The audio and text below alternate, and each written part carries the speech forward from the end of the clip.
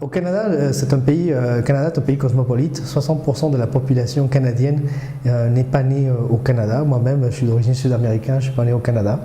Et donc j'ai quand même une population assez cosmopolite qui applique au Fordham Institute à Montréal pour démarrer des sociétés technologiques.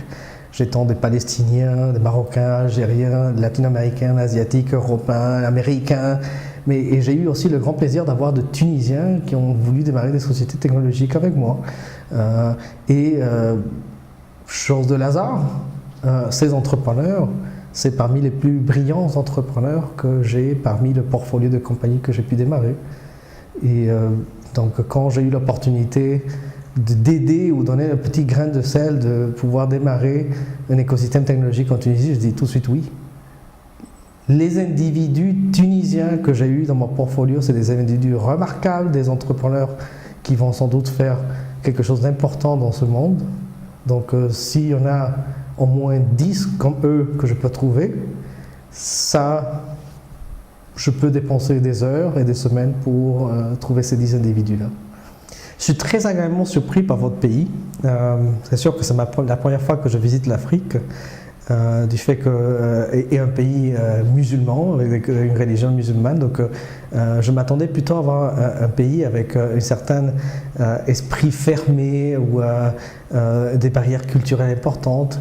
Et je suis très étonné d'avoir trouvé un pays plutôt avec des mœurs très européens, très nord-américaines, une culture très nord-américaine, où je ne me sens pas du tout dépaysé, une culture d'approche très axée sur les affaires, sur les échanges commerciaux, du fait que moi je vois la Tunisie maintenant comme étant comme l'Afrique du Sud, mais du côté nord de l'Afrique, un pays où on peut justement avec l'Amérique du Nord faire des transactions commerciales très importantes, et surtout où vous avez un bassin de population, j'insiste sur ça, vous avez un bassin d'individus de population, une classe moyenne importante, des gens très bien éduqués, un bagage génétique axé sur savoir charmer, sur la vente qui vient de votre héritage culturel de décennies de la Carthage de Méditerranée, qui fait en sorte que je crois qu'on peut produire les prochains Mark Zuckerberg ici en Tunisie.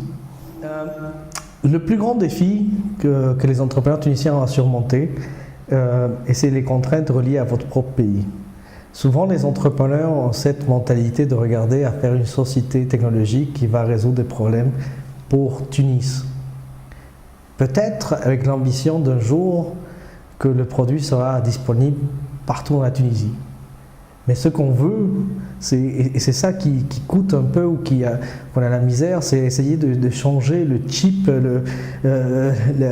dans le cerveau des gens pour dire, mais en fait, si vous avez développé quelque chose ici, parce que vous êtes comme à l'intermédiaire de l'Afrique et de l'Europe avec un esprit nord-américain, il y a de fortes chances que cette solution, on puisse la commercialiser en Amérique du Nord, on puisse la commercialiser dans le monde. Donc il faut essayer une approche psychologique, essayer de convaincre l'entrepreneur tunisien qu'il est capable de conquérir le monde. Vous l'avez fait dans le passé avec votre héritage culturel que vous avez, mais non, il faut arrêter de voir les barrières culturelles, les barrières de religion, les barrières du pays et découvrir que vous êtes capable de conquérir le monde. Les deux entrepreneurs tunisiens que j'ai au Canada, ils avaient exactement ce problème-là. Ils voulaient focuser juste à faire un problème pour Montréal, pour une solution locale. Et lorsqu'on était capable, avec du coaching, avec de l'aide, pour leur donner cette vision globale que le monde est juste un petit échantillon et que le monde est à leurs pieds, ils peuvent changer la vie de millions de personnes, là, on était capable de découvrir des conquérants, des bâtisseurs. Des gens qui n'ont pas peur, des gens qui sont capables d'aller à Silicon Valley, à New York, des gens qui sont capables de rêver qu'ils peuvent changer ce monde-là. Donc ça, c'est le plus grand défi que je lance aux entrepreneurs tunisiens, rêver en grand.